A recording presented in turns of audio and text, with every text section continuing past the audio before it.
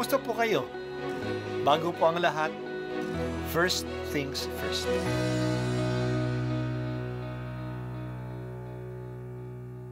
Good morning po. Sinisimulan po natin ngayon ang first things first. At dito po, tinatalakay natin sa unang bahagi ng umaga natin ay ang first readings na binabasa po sa banal na misa. Ito pong tinatalakay natin kasi madalas po marami na tayong alam tungkol sa gospel readings.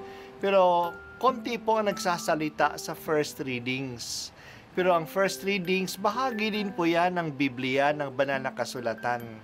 Kaya susubaybayan po natin ang mga first readings, basahin po natin at kuminsan kailangan ng basahin ng 2 o 3 beses bago maintindihan kasi hindi po tayo familiar sa mga istorya at sa mga kaisipan na tinatalakay dito. Ang pagbasa mula sa unang sulat ni Apostol San Pedro. Mga pinakamamahal, sa matatandang namamahala sa inyo, nananawagan ako bilang isa ring matanda tulad ninyo. Nasaksihan ko ang paghihirap ni Kristo at makakahati naman ako sa karangalang nalalapit ng ipahayag. Ipinamamanhi kong alagaan ninyo ang kawang ipinagkatiwala sa inyo ng Diyos. Pamahalaan ito ng maluwag sa loob, hindi napipilitan lamang, sapagkat iyan ang ibig ng Diyos.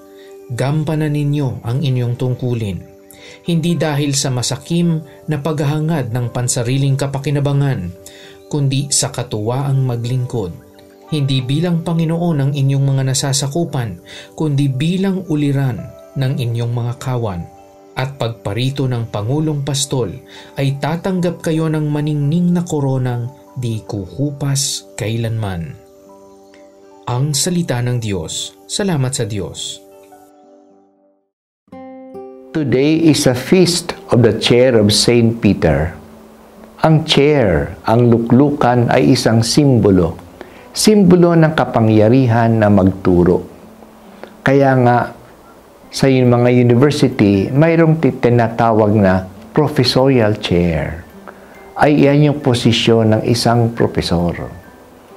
May kaugnayan din ito sa salitang katedral, nanggaling sa salitang cathedra, na ang kahulugan ay luklukan.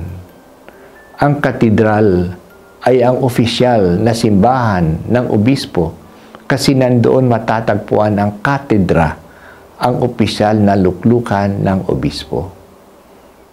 Doon siya nagbibigay ng kanyang mga opisyal na announcements at official teaching sa kanyang katedra, sa kanyang luklukan. Kaya ang kapistahan ng luklukan ni San Pedro ay ang pagkilala natin sa teaching office ng Santo Papa. Siya ang itinalaga ni Jesus na gumabay sa pananampalataya ng simbahan sa pamamagitan ng mga aral niya.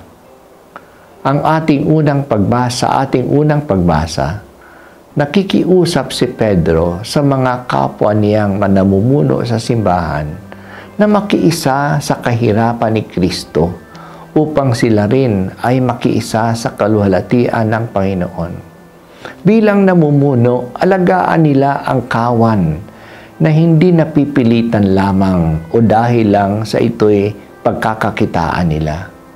Gawin nila ng mabuti at bukal sa loob ang tungkuling ito, naggabayan ang kawal, naturuan ng mga kawal ng Diyos, at maging halimbawa sila sa kanilang mga tupa.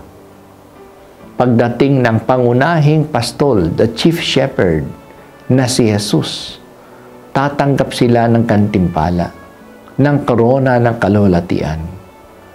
Yan ang pakiusap ni San Pedro, ang pastol na itinalagaan ni Jesus sa buong simbahan, sa mga kapwa niya mga pastol, ang mga leaders ng simbahan. Ang leadership sa simbahan ay hindi lang authority o kapangyarihan na ibinigay mula sa itaas.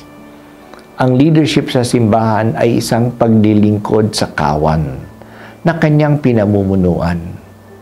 May iba't ibang paraan ang service o paglilingkod na ito. Isa rito ay ang service of example. Sila dapat ay maging huwaran ng mga tao. Sila yung gagayahin ng mga tao kung paano magmahal sa Diyos at tumulad kay Jesus. Isa ring service ay ang pagtuturo. Sila ang gagabay sa kawan sa wastong landas, ang landas ng katotohanan. Napakahalaga nito ngayon na linilihis tayo ng maraming fake news at false teachings. Isa pang paglilingkod ay ang pagtulong sa mga mahihina at nangangailangan. Napakaraming kahirapan at mga mahihirap ngayon na dapat harapin, hanapin at tulungan.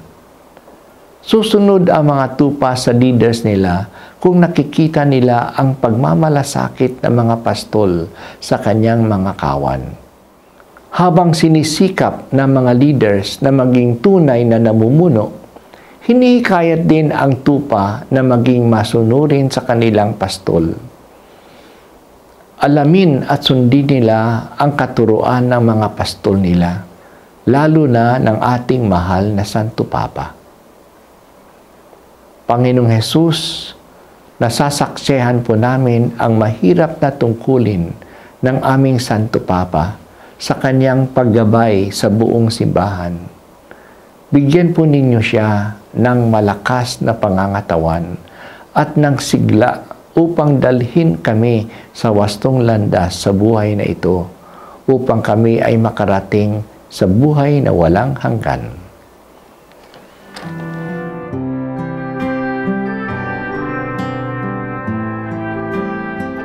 Ay si Bishop Broderick Pabilio dito sa First Things First.